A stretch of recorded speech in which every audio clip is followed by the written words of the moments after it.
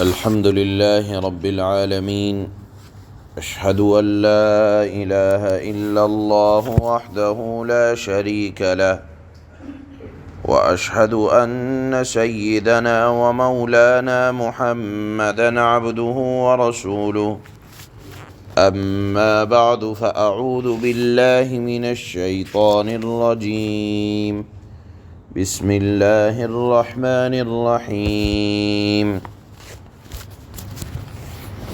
وأن ليس للإنسان إلا ما سعى وأن سعيه سوف يرى ثم يجزاه الجزاء الأوفى وأن إلى ربك المنتهى وأنه هو أضحك وأبكى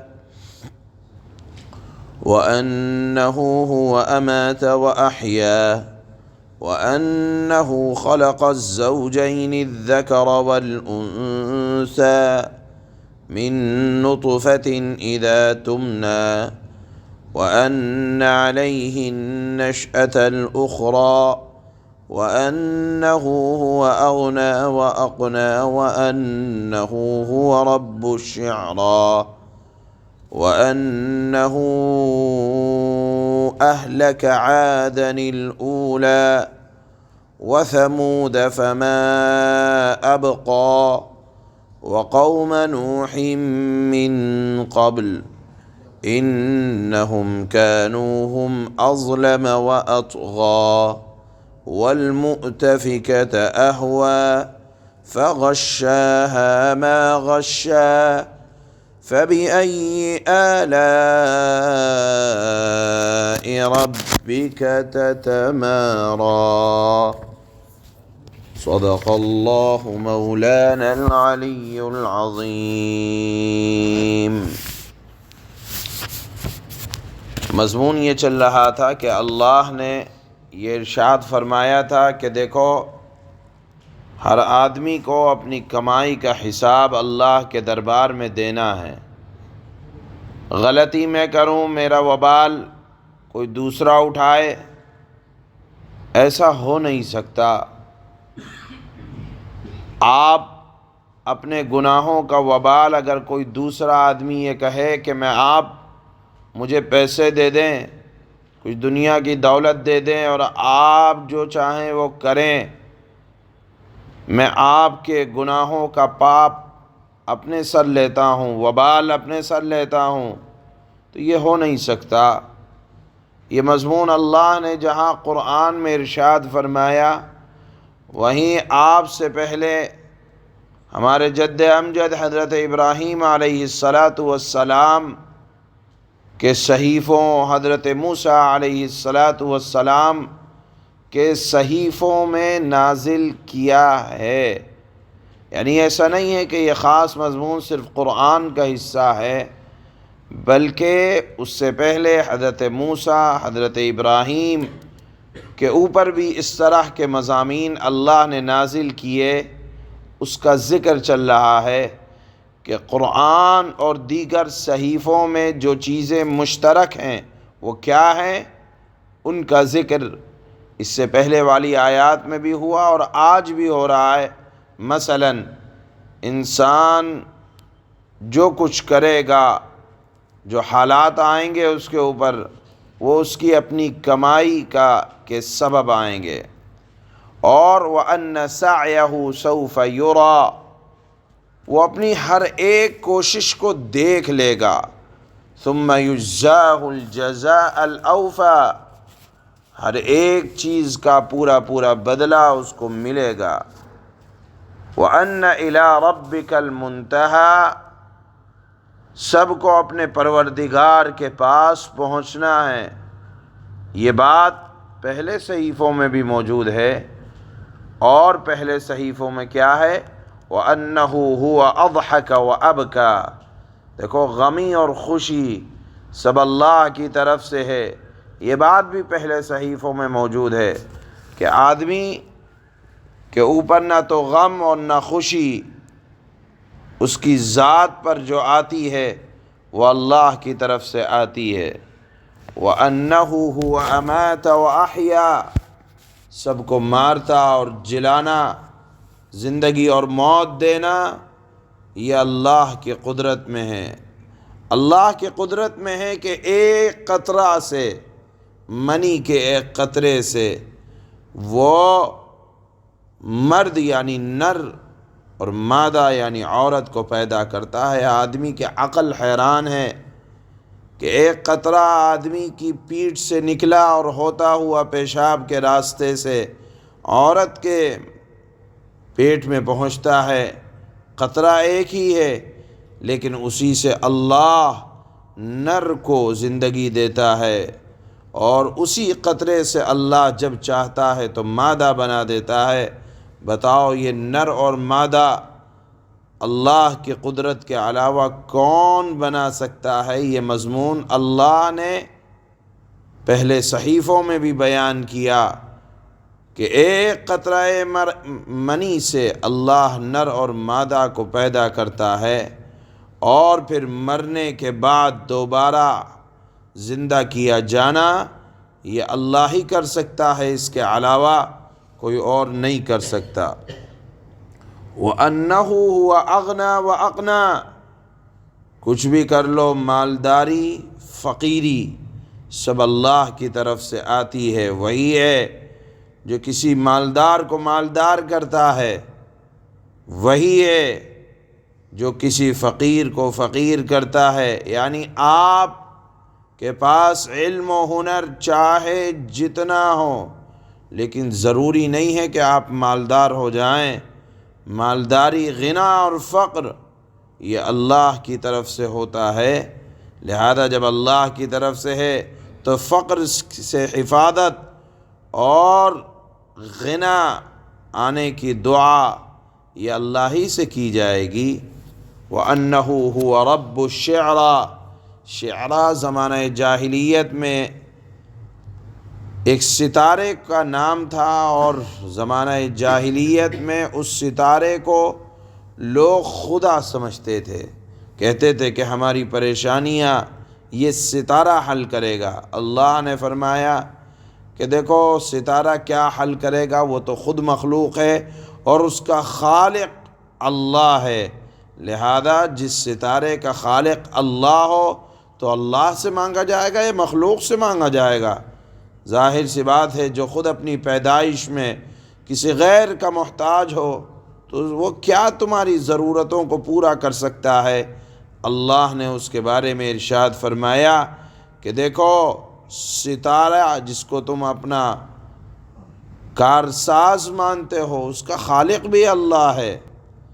اور پھر اللہ نے ایک بات ارشاد فرمائی کہ دیکھو ایسا نہیں ہے کہ نافرمانوں کی نافرمانی کا بدلہ صرف آخرت میں ملے گا، بلکہ دنیا میں بھی ملے گا، اور تاریخ گواہ ہے اس بات کو۔ اللہ نے ثابت کیا، دیکھ لو قوم نوح کو، قوم سمود کو، قوم عاد کو، کہ کیسی طاقتور قومیں تھیں، کیسی لمبی عمریں پانے والی قومیں تھیں، بالآخر نافرمانی کی سزا ان کو دنیا میں مل کر رہی۔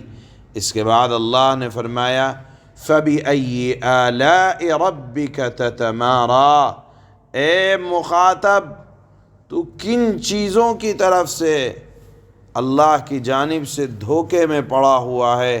اے انسان، جب ایسے ایسے مضامین سے اللہ تجھ کو آگاہ کر رہا ہے، جو خود ہدایت کا ذریعہ ہر مضمون اللہ نے اس قرآن کے ذریعے ہدایت کو سمجھایا ہے، لہذا اے انسان تو اپنے رب کی کون کون سی نعمت میں شک اور انکار کرتا رہے گا، اور ان مضامین کی تصدیق کر کے ان سے فائدہ حاصل نہ کرے گا۔ کیا مطلب ہے؟ کہ دیکھو یہ مضامین جو ابھی بیان ہوئے یہ قرآن میں بھی ہیں، دیگر صحیفوں میں بھی ہیں، اب تمہاری ذمہ داری یہ ہے کہ ان مضامین سے فائدہ اٹھایا جائے کہ دیکھو ہر مضمون اللہ کی جانب سے ہدایت کا راستہ بتلا رہا ہے، لہذا یہ نہ سمجھا جائے کہ نافرمانی کی سزا صرف آخرت میں ملے گی، دنیا میں بھی ملے گی۔ اس مضمون کو اللہ نے سورہ نجم کی ان آیات میں بیان فرمایا ہے۔ پہلے اللہ نے اس مضمون کو بیان فرمایا کہ جو قرآن کے ساتھ دیگر صحیفوں میں مشترک ہیں، چنانچہ اسی بات کو ان آیات میں اللہ نے بیان فرمایا۔ اللہ فرماتے ہیں وَأَن لَّيْسَ لِلْإِنسَانِ إِلَّا مَا سَعَىٰ، اور یہ کہ انسان کو خود اپنی کوشش کے سوا کسی اور چیز کا بدلہ لینے کا حق نہیں پہنچتا۔ یعنی اس آیت کا مطلب یہی ہے کہ اللہ کی طرف سے جو ثواب یا سزا آتی ہے وہ اس کے اعمال کی وجہ سے آتی ہے۔ وَأَنَّ سَعْيَهُ سَوْفَ يُرَىٰ، اور یہ کہ انسان کی کوشش عن قریب دیکھی جائے گی۔ ثُمَّ يُجْزَاهُ الْجَزَاءَ الْأَوْفَىٰ، پھر اس کوشش کا بدلہ اسے پورا دیا جائے گا۔ وَأَنَّ إِلَىٰ رَبِّكَ الْمُنتَهَىٰ، اور یہ کہ آخر کار تم سب کو تمہارے پروردگار کے پاس پہنچنا ہے۔ وَأَنَّهُ هُوَ أَضْحَكَ وَأَبْكَىٰ، اور اس بات کو بھی سمجھ لو کہ یہ پہلے صحیفوں میں موجود ہے کیا کہ اللہ ہی ہے جو ہنساتا اور رلاتا ہے، یعنی غم اور خوشی سب اللہ کی طرف سے آتی ہے۔ وَأَنَّهُ هُوَ أَمَاتَ وَأَحْيَا، اور اللہ ہی ہے جو موت بھی دیتا ہے اور زندگی بھی دیتا ہے۔